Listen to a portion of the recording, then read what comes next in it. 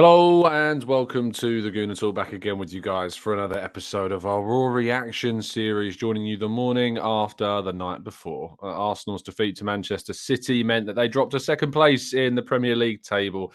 We're going to talk about it. We're going to react to it. We're going to give you my thoughts about it. We're going to try and stay civil about it. Oh, this is painful. This is... Ugh, it is. That's why I put it in the headline of today's video. It's just ugh. I just feel ugh this morning. So hyped, so built up yesterday, so ready. And it's kind of that feeling of you build yourself up and you feel like you've just been kind of slammed down by your legs. Your back's gone into the ground like Carl Walker last night. It's a real gut punch, this. It's a real gut punch. That's how it feels. I really felt like last night I was just sucker punched in the stomach with so much hope and positivity and belief. And don't get me wrong, this season's far from done. And I want to see a reaction most of all. And Villa is so important. And I'm sorry to tell you that I'll be there. We're going to try and put the bad omen to bed. But yeah, that game is massive. We're going to get into the game and talk a lot about it. Of course, get some of your thoughts and feelings as well. Look, I tell you, it's days like this. Like, I'm very privileged to have the job I have. I'm very privileged to be able to talk about Arsenal every day. But it is these moments when I, when I put the show together, wake up early, when all you really just want to do is just like lie in bed, put the covers over the top of you and just sleep through to the next game. So if you could drop a like on the video to show your appreciation, I would really appreciate that. Morning to Mike, to Pinnyween, to Red Star. Good morning to Harrison, to Josh, Mohammed Basha.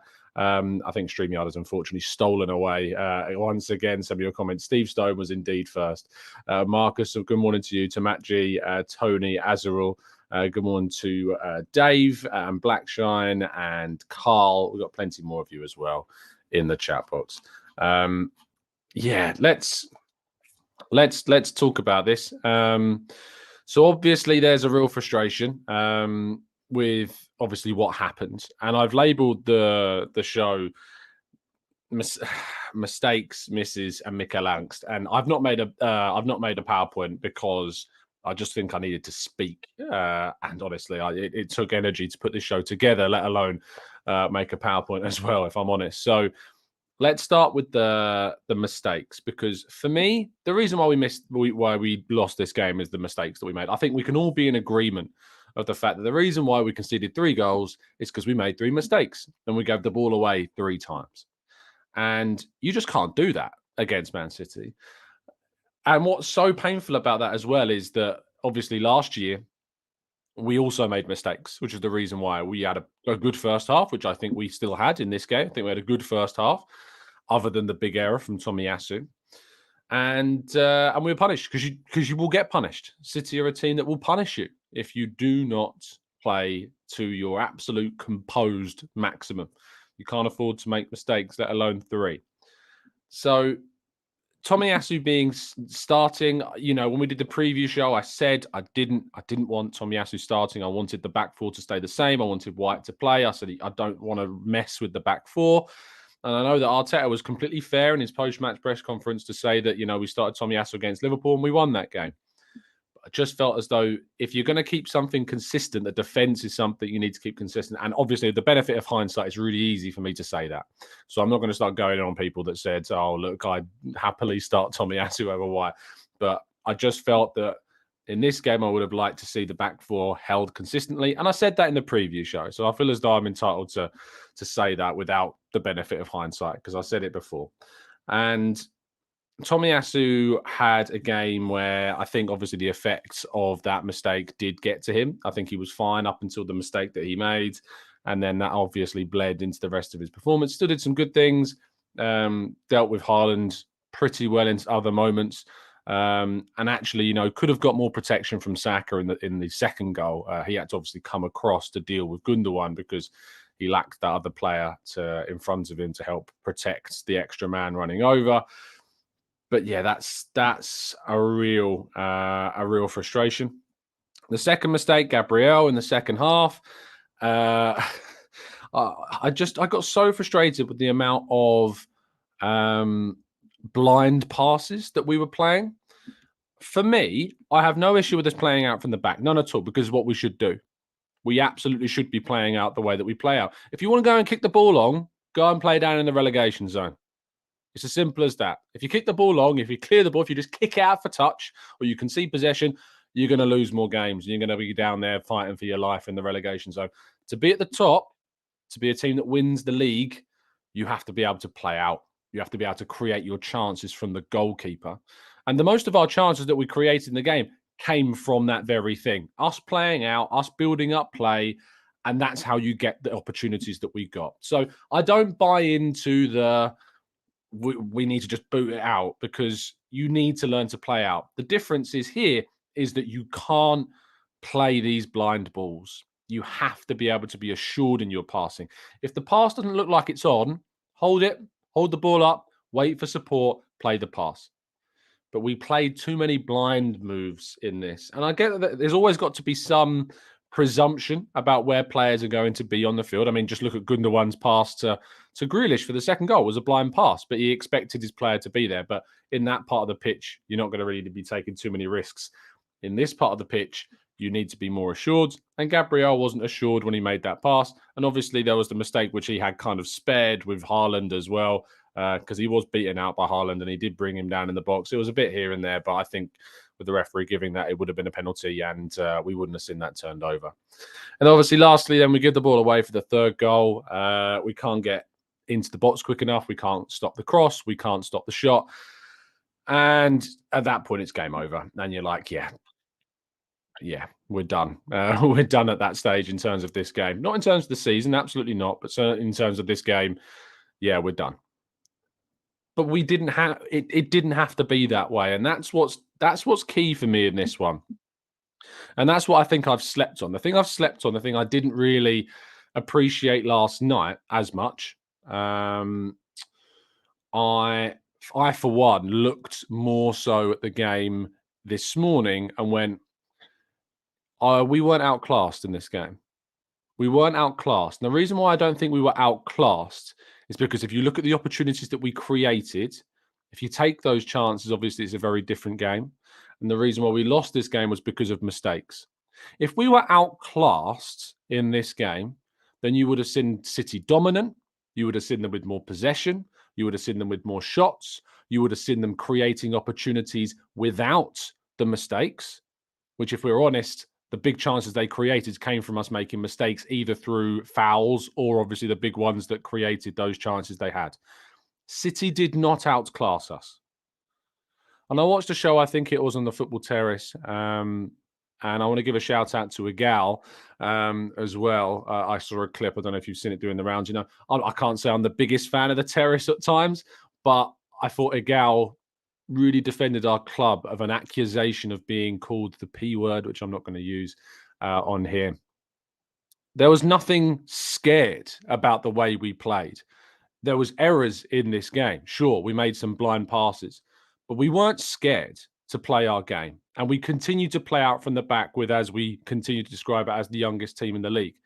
We were missing our two best players in Thomas Partey and Gabriel Jesus. I thought Jorginho came in and did a good job. You know, anyone that was really doubting Jorginho shouldn't have a worry based on that performance. He was good. He was progressive. He played the ball forwards. The only thing that I was concerned about with Jorginho in the game is the amount of times that he goes in a little bit too... he rushes into some moments, gets turned quite easy, and suddenly there's a big space. That's the question mark I have about Jorginho from the game. But beyond that, I thought he was good, controlled, possessive, progressive, and I thought he did well. And if it was a case between him or Lokonga coming in for this game, I'm bloody glad that we had him and not Lokonga coming in for this game. Obviously, with El Neni injured as well. But the arguments, and I talked with Harry about this on Twitter last night, I disagree in the sense I don't think we were outclassed. I really don't think we were outclassed in this game.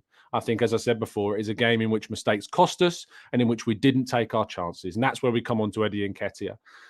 For me, Eddie Nketiah is a player that if you create opportunities in the 6-yard box, you have to be reliant on him taking them. And we created 2 opportunities around the 6-yard box that he didn't take massive chances. That in those moments, if he scores, it's a different game. In those moments, you either take the lead or you've got your goal back. You have to take those chances. And he didn't do that. Not only that, but obviously, again, I feel as though we kind of lacked a little bit of collaborativeness from him. And that was a real shame. I feel as though Martinelli, of the three in the front, was the most impressive, which gave me encouragement because, of course, he has struggled in recent weeks. But I thought of the three, I thought Martinelli was the one that impressed me the most with his movement, with his play, with his directness, with the way he took players on. Saka, I still want to see something more from him. But with, Eddie Nketiah, you have got to take your chances. You've got to take your chances, mate, in those positions. You really have. And he did that against United, but he's not done that today. And that is big. But again, look, no Jesus, no Partey. And losing Partey, no matter how good Jorginho is, you know, that he's not the same player. He isn't going to give you the same things always. He did a good job. I thought he was good. But yeah, we miss Partey's progression. We miss Partey's dominance. And you're not going to find a replacement for Partey in January. So those of you that are crying about the transfer window this morning, I'm sorry, but you ain't finding a replacement for Partey in January, someone who can do that. What we could have done is arguably bring in another forward, although that would have then asked for 4 signings to be made in January. You could have recalled Balogun as the other option, which, again, I think reflecting on the season, we may look back at the end of the season and go, maybe we should have done that. Maybe we should have done that. Some people will say that we should leave him out on loan to continue to develop, and is he going to play enough? But in those opportunities, the form that Balogun's on, I probably might back him to score those chances. Maybe I'm being naive. Who knows? But maybe I'd back him to hit those, at least hit the target in those opportunities, in those positions. And it would give us something else to come off the bench. Speaking of the bench, this is where I get to the third point before I'm going to go into your thoughts and feelings about the game in the chat box and get some of your questions. So the substitutions. Mikel Arteta, for me, has been fantastic in getting us to where we are. And if you're sitting after this game and you're jumping onto the Arsenal Ways chat box and you're typing an Arteta out, frankly, you can go and do one because I don't know what else to say to you at this point. I assume they're just children and trolls. That's all I can say at this point. That said, because he's done a fantastic job and it's always worth leveling out that caveat first. The substitutions need to be better. Absolutely need to be better. We can't do the same thing 3 games in a row. You just can't. If it's failed twice, you can't do it again in the third and expect a different result. We swapped Martinelli for Trossard. We swapped Tomiyasu for White. And we swapped Vieira for Xhaka in the last game. Obviously, the right back reversed this time, of course. And we haven't won either of those games. We haven't changed either of those games. You could say Trossard scored, but we didn't win. Yes, you can say it was VAR, but we don't know how that game ends. You can't do the same thing 3 games in a row and expect different results. Definition of insanity. I thought we were done with this when we, moved on from Arsene Wenger. We used to talk about the definition of insanity all the time when talking about the end of Arsene Wenger's era at Arsenal. Arteta needs to change. Arteta needs to change this part of his game. He needs to learn how to be more proactive with his substitutions. I would have liked to see Trossard come on for Xhaka. I would have liked to see Tierney come on and Zinchenko moved into midfield. I would have liked to see us be a bit more gung-ho, a little bit more risky. You're losing the game at this point 2-1. Make the change. Especially when we went 3-1 down. We've still, I think, 8 to 10 minutes left of the game. Throw on Tierney, mate. Where is Tierney at this point? Give the wide player some support because Zinchenko is what he is. He's great. I love him. I think he's fantastic and he's been brilliant in getting us to this level. But we need something different. We need to give the opposition something else to think about. We need to give them a different problem to deal with. And Tierney is very different to what we had on we don't have a wing back or a full back that is going to overlap, that's going to get in the wide areas and get the ball into the box. You need to give him those opportunities to be able to change the game. So the fact that he's not come on in these 3 games is a problem. It's a problem. And I hope that someone asks about this because it needs to be talked about. It needs to be talked about. I hope that we see a reaction on Saturday. I really do. I'm hopeful that we'll see a reaction on Saturday. Because as I say, I don't think we were outclassed. I don't think you could say necessarily the performance was terrible. Defensively, the mistakes were horrible. Clinically, we weren't good enough. but we created the chances to win this game. And that's what's always going to encourage me, is that we create the chances to win games. If you're getting battered, you think about that game we lost 5-0 at City last season, right? Never in the game at all. Never there. Not on the same level. You're never going to win anything against City if we do what we did in that game, where we were just awful. That 5-0 against City is the definition of being outclassed. What you saw yesterday is not outclassed. Yesterday is mistakes. Yesterday is missing your big players. Yesterday is not taking your chances. Yesterday is not being proactive enough with substitutions. There are reasons why we lost the game yesterday, or rather reasons why we didn't win the game yesterday. But one of the reasons why we lost that game is not, in my view, that we are simply being outclassed by Man City. I just don't buy that, because there are things that we can do different, existing within what we've got, that could turn the result a different way. And if you're outclassed by your opponent, it doesn't matter what you do. You're still going to drop those points.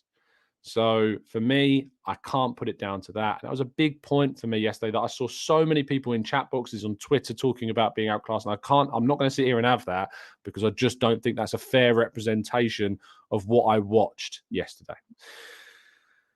We're going to go to part 2 shortly. Of course, you can get involved. Sorry, guys, no transition for you today. My brain's just not on the ability to bring you an amazing world-class level transition. But of course, you can get involved with our latest sponsor, which is NordVPN. Gives you the ability to, of course, stay safe and secure online. Maybe better than the Arsenal defence were yesterday. I absolutely would expect and demand greater security from NordVPN. And I know that they can bring you that compared to what Arsenal got last night. You can get yourself a significant discount, of course, with a nordvpn.com/Gooner link, which you can find in the description. And if you're not happy with your service, you can get a 30-day money-back guarantee as well. The Thierry Henry is not actually the competition. I'll tell you why it's not. It's because it's now the Bukayo Saka competition. The Thierry Henry competition was last week, but I'll just quickly add that to the slide so you can see it. But this prize this week, if I can even find it, here we go. This prize this week is a signed Bukayo Saka shirt. There you go. You should be able to see it on your screen now. Lovely stuff. Which, of course, is, I think, more than 2/3 of the tickets have now gone. So do be quick if you want to get involved with this. Link in the description down below. Do not miss out on your chance to get involved with that. Okay. Let's go to part 2 and your questions right after this.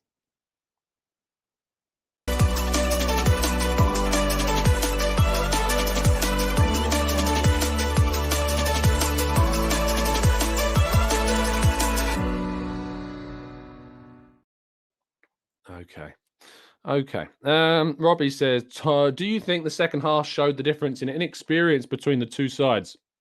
It seems to be the pressure got to Arsenal. This word experience has been used a lot, I think, in the last 24 hours. That's the word that keeps getting brought up. It's experience. Now, players make mistakes at all ages, don't get me wrong. You know, you can be 30 years old and play a short back pass. You know, ironically, Jorginho, who's very experienced, when we played at Chelsea, he's the one that played the back pass in to Aubameyang, I think it was, before Smith Rowe scored and we won 1-0 at Stamford Bridge. You can be any age and play a short back pass or a no-look back pass. So the word experience keeps coming up. And City obviously have experience in winning titles, and they've done it year on year on year. They've got experience in coming to the Emirates and winning because they just keep on doing it. It's tough for me because I look at the chances I say that we created, and I think we should have taken them. And the mistakes that we made, you could argue that we should be doing better to defend them once the mistake is made. Saliba's positioning for the first goal, it's 99% Tomiyasu. Let's not get that wrong. And I don't want to put anything too much on Saliba. It's 99% Tomiyasu. But if you look at the positioning of De Bruyne, he's waiting for it. And I don't think Saliba necessarily reads that. And Saliba should probably be trying to get goal side, especially when your player is moving backwards, to just preempt just in case he goes a bit too short. Is it experience? It's tough. It seems such an easy answer, doesn't it? And Occam's razor, sometimes the simplest explanation is the explanation, if you like. Is almost always the right one. it's tough for me to say his experience because I do feel as though that we created enough to get so much more out of this game, and it's just those little mistakes. I just think it's a lack of concentration. I just think it's a lack of composure. And if you want to put that down to experience, sure. But I just think it's just a lack of, like, I think it's a lack of composure. I just think it's, poor. I just think it's poor. Is it too bad for us to say that it's just poor? I don't think that it is. It's poor from Tomiyasu. It's poor from Gabriel. It's poor from Nketiah. It should be better. I don't think there's anything wrong in saying that. It seems such a cop-out answer, doesn't it, to just say it's experience or it's poor. It seems such a cop-out answer just to say it's poor, but I think it was just poor. I think Tomiyasu was just poor with that back pass. I think Gabriel was just poor with that passing, and I think that Nketiah was poor with the taking of the opportunities that we had. And on the day, they weren't good enough. And we know that they're better than that. We know that they can do better than that. We know that we've seen better than that. So is it experience? Because experience tells me Nketiah can score those chances. Experience tells me Tomiyasu can play those back passes. Experience tells me that Gabriel can avoid making those mistakes. So is it experience? I'm not sure that it is. I'm not sure that it is. I just think it was mistakes and poor performances from those three players. Answer says, don't you think that we need a striker and a left eight, the most for next season, one that can do what Jesus has done and still be clinical like Lautaro Martinez? I tell you what, Lautaro Martinez and the word clinical have not necessarily been going together all that well in the last year and a bit. And so if you've watched Lautaro Martinez, I wouldn't be putting the word clinical next to his name all that much. Gabriel Jesus as well. Not exactly clinical and hadn't been, but it's his overall performance that is so important to us. And I would probably back him to score maybe one of those two chances at least, or at least get it on target and test Ederson. Ian says, should we be worried about the drop-off in form of some of our main players? Xhaka, Zinchenko, Ødegaard and White have all been poor. I think Villa answers that question for us, Ian. If this is a dip, if this is a bit of a blip on the record, we win on Saturday. If it's a genuine problem and we drop points, because we need to respond. It is an absolute must-win game against Villa. I watched them they were so bad against City. It was so bad. And the problem is, and one of the benefits we had of being on the run in the first half of the season, is we went and we won the game in the tunnel. Teams didn't think they could beat us. Teams did not think they could beat us. But what happens when you have a few games like we've had, especially the ones against Everton and Brentford? It gives teams belief. It gives teams the idea that they think they can beat you. And Villa will be thinking they can beat us. They absolutely will be thinking they can beat us because they'll realise there's an opportunity there. Arsenal are slipping. We can get them. That's my worry. We had a couple of super chats. Brian, Xhaka's passes to Gabby to go 2-1 up, different game. Yeah, that chance I've not talked about. That's the one thing I haven't talked about in this game. And I saw someone tweet, I can't remember who it was, or I can't give them credit.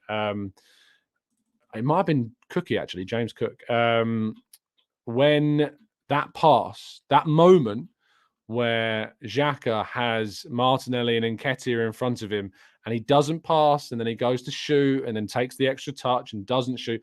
The game was there. That was the moment for Arsenal, really. Something could have really been grabbed by that, and it unfortunately wasn't. Sam says, do you think, like I do, that I was so frustrated, not at the team and Arteta has done, just as he has to learn how to adapt per game, like changing formation. He has to learn something to adapt. Sam, you're right. He has to change something. Something has to be different, and it wasn't in that game. Malark, thank you so much for the donation. No amount of goals by Eddie can make him a clinical finisher. Whether he scores 1, 2 or 3 goals a game, Eddie is not a top 7 striker. The end. It's tough, isn't it? I mean, if you look at his goal record this season, I think he's if I have a look at Premier League goal scoring charts, I wonder where he actually places. Obviously, he missed the first part of the season. Where is he even in the top 30? It's probably not. I think he's got maybe 5. Has he got 5 this season in the Premier League? Which, to be honest, would put him in the joint top 30 players in terms of goal scorers. Let's have a quick check. I think it's 5. It's 4. Okay, it's 4. It's one below that. So he wouldn't even be in the top 30 odd, I don't think. He has obviously missed most of the season, which is not fair to then compare him against players that have played the whole season. But if we're honest, we're missing our main striker.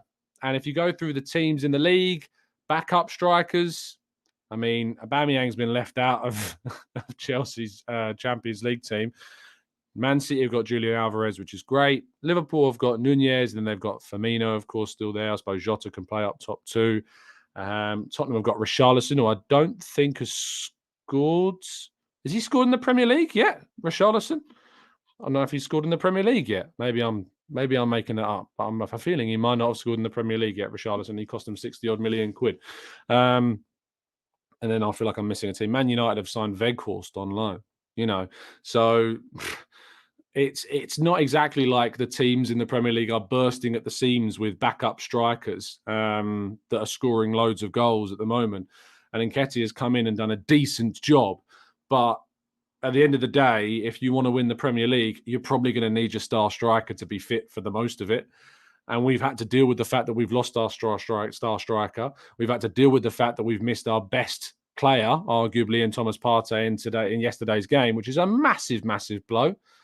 If you remember the mindset after the Manchester United game that we lost, all of us were saying if Partey was in that game, we probably would have won it. That was the mindset after the Man United game.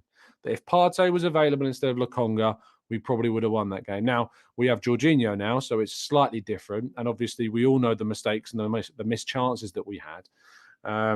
But yeah, it does really suck. And I think there's a fair point to be made that in the summer, we need to look at trying to bring in someone who can ultimately replace Thomas Partey. And that's going to be really hard. And some people will go, well, how are you going to do that? Well, we have to find somebody. Because ultimately, in the last 3 seasons, it's absolutely fair to say that Thomas Partey's fitness and reliability has let us down. It's not his fault. It's not his fault that he gets injured. It's the human body just lets you down. But in key moments at the end of last season, and the season before that, and now this season, in crucial moments, Partey has got injured and it has cost us. And so it makes sense to go and look for a player that could ultimately replace him in the summer. He might not replace him straight away because Partey might be fit. Great, wonderful. But you need to be prepared. You need to be prepared.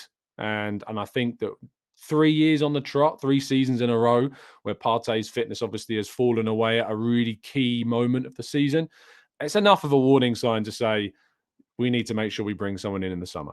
That said, Jorginho played well. And he was probably our best player. Ironically, he was probably our best player on the day. And that's obviously something to be happy about. But if you got your top player, your best player is your centre midfielder, and he's not available in those key moments, that's something worth talking about. It's something that needs to be addressed. Carl, thank you for the donation, my friend. We do have a plan B. Unfortunately, it's the same as plan A. It's like for like swaps. I have faith that we will develop an effective plan C. I hope you're right, because if plan B is like for likes, we need plan C. We need to make sure that we've got plan C. Look, against Villa, I'd like to see some changes. I'd like to see Tierney start. I'm actually going to buy into a lot of the suggestions that you guys have talked about. I'd like to see Zinchenko moved into midfield and give Xhaka a bit of a rest. I'd like to see Tierney start at left back. I'd like to see Trossard start up top. That's what I'd like to see. That's what I want to see in this game. If I was picking the lineup for tomorrow, it'd be Ramsdale, White, Saliba, Gabriel, although there's an argument maybe we could give Kivior a shout, but I don't think Gabriel necessarily deserves to be dropped. So it'd be, Ramsdale, White, Saliba, Gabriel, Tierney. Depends on Partey's fitness. If not, Jorginho, Zinchenko, Eurgh, Saka, Trossard, Martinelli. That's what I'd do. That's what I'd go for on Saturday. Why not? Make the changes. Memento says they broke Tom. They've broken him. I don't see that. I've nothing to lose. I know there's people saying, "Oh, obviously it's a must-win game. We've got loads to lose." I get that, but for me, we've got nothing to lose in changing the team. We have nothing to lose in changing the team because we all want to see some change. We all know in the last 3 games what we've started to see hasn't been good enough. Trossard's the only one that scored for us, other than Saka's penalty from open play in the last 3 games. The only goal that we've got from open play in the last 3 games is Trossard's goal. And that came from a Saka cross. So we got nothing to lose in doing that. So yeah, Saka, Trossard, Martinelli's my front 3. I'd move Zinchenko into midfield. I'd play Eurgh and Jorginho unless Partey's deemed fit enough. Tierney at left back. Gabriel, Saliba, and White. That's what I'd do. And I would see what happens. Give Xhaka a bit of a rest. I'm not dropping Xhaka because I think he's been bad. I don't think he's been that bad.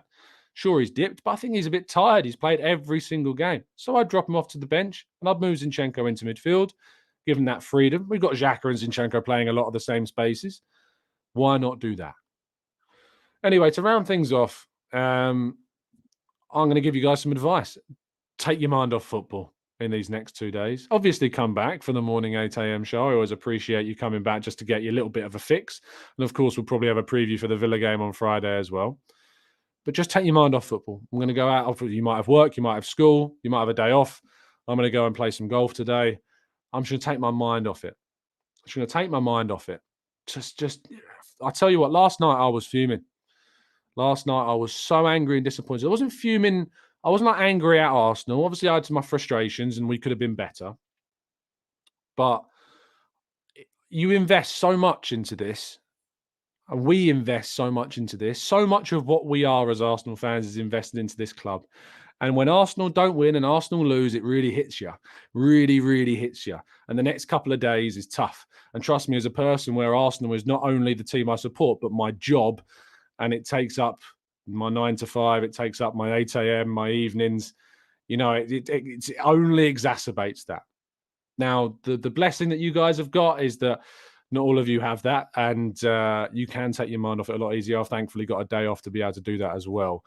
Take your minds off things. Go and enjoy your Thursdays. There are more things in life than just football, even though football to us is nearly everything. Because trust me, it's not worth affecting your mental health over it, even though it sucks. It really sucks. It really, really does suck. And we can all be, empathetic to one another. We can support one another. We can talk about one another. Rather talk to one another, not about one another. Don't be snakes. But yeah, look, be as good as you can. Don't go and abuse players. I've already started seeing, I'm actually going to start blocking people for just cursing off players, to be honest, in chat boxes. It's just cowardice, really. You wouldn't say it to their faces. But yeah, look, it's tough. It's really, really tough. And I hate it sometimes. But I love it because it's brought us so much joy this season. Villa is massive on Saturday. Keep those fingers crossed we can get a result. I'm going to be getting the train up there on Saturday. Really looking forward to it. Hopefully we can put to bed that bad omen. I'll be back with you tomorrow morning to round up any of the big news of the last 24 hours. Mikel Arteta's press conference is tomorrow as well. So we'll have that. And then you just got to wait one more day after that, and then we got a chance to respond. And hopefully if we get a big win, we can put it all to bed. And if we don't, then we'll talk about it as we need to. Thank you so much for listening. Please do drop a like on the video. Please do subscribe to the channel if you're new around here with those notifications turned on so you never miss a show. It's been an absolute pleasure to talk to you, even in these dark circumstances. It always is. Oh, boy, we need a win. Forgotten what it feels like. Thank you for listening. Have a great day. And as always, up the Arsenal.